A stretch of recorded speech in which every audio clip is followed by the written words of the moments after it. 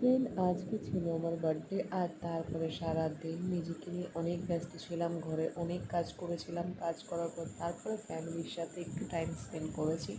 আমার ফ্যামিলি ছাড়া আর কেউই ছিল না, অলরেডি আমার বন্ধু বান্ধব কেউই ছিল না, আর আমি ফ্যামিলির সাথেই ছিলাম, আমার ফুল ফ্যামিলির সাথে।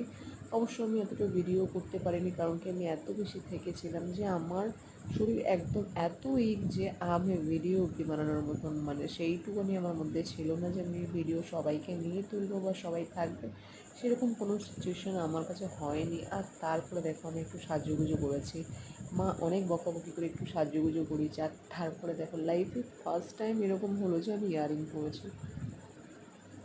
মা আমাকে বারবার বলছিল একটু সাজুগুজু কর, একটু সাজুগুজু কর, তাই ভাবলাম মায়ের কথা শুনে একটু ইয়ারিংটা পরেই নিই অলরেডি। তারপরে দেখতেই পাচ্ছি এরকম ডায়মন্ডের মতন একটা ইয়ারিং পরে নিয়েছি।